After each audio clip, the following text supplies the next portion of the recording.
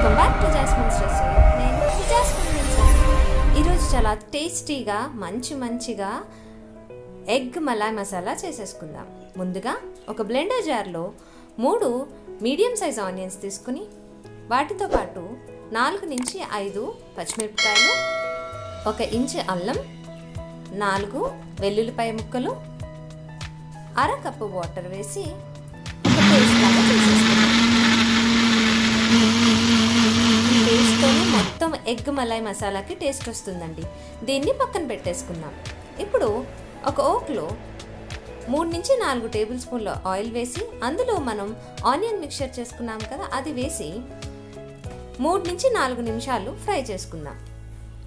1 tea spoon salt, crush చేసినటువంటి ధనియాలు, 1 tea spoon జీలకర్ర పొడి, 1 టీ స్పూన్ పెప్పర్ పొడి, 1 టీ స్పూన్ గరం మసాలా. వీటిని బాగా కుక్ చేసుకుందాం 2 నుంచి 3 నిమిషాల వరకు.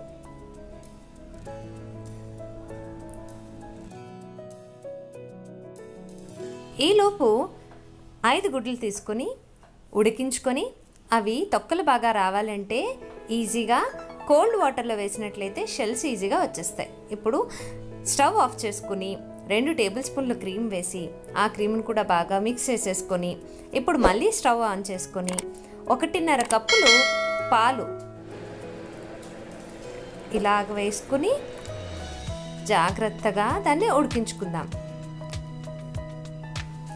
చూసారా, ఇలా ఉడుకుతున్నప్పుడు మనం బాయిల్ చేసి పెట్టుకున్నాం కదా ఎగ్స్, వాటిని కూడా వేసేద్దాం. ఇప్పుడు ఆ వేసే ముందు కవర్ చేసి లో ఫ్లేమ్లో 3 నుంచి 4 నిమిషాలు కుక్ చేసుకోవాలి.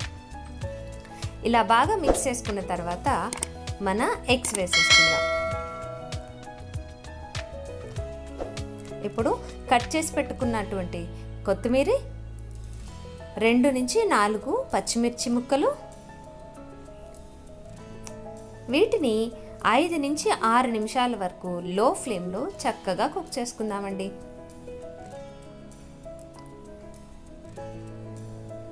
సో ఈ ఎగ్ మలాయ్ మసాలా అనేది నాన్తో వేడిగా తింటే ఎంతో టేస్టీగా ఉంటుంది. రైస్లో కూడా చాలా బాగుంటుంది. సో అందరూ చాలా ఇష్టంగా తింటారు. ఏదైనా డిఫరెంట్గా చేయాల్సి వచ్చినప్పుడు ఇలా చేసేసి పెట్టేయండి. ఇప్పుడు దించుకునే ముందు 1 టీ స్పూన్ బటర్ కూడా వేసి ఫైనల్ టచ్ కోసం కట్ చేసి పెట్టుకున్నటువంటి కొత్తిమీర కూడా చల్లుకుని ఇలా బాగా మిక్స్ చేసేసుకొని వేడి రోటీ కానీ నాన్తో కానీ వేడిగా సర్వ్ చేసినట్లయితే చాలా వరకు అందరూ ఎంజాయ్ చేస్తారండి. సో మీరందరూ కూడా ఈ రెసిపీని ట్రై చేసి ఎలా వచ్చిందో కింద ఉన్న కమెంట్ సెక్షన్లో తప్పకుండా చెప్పండి. And please don't forget to subscribe to jasmines recipe. Stay home, stay safe.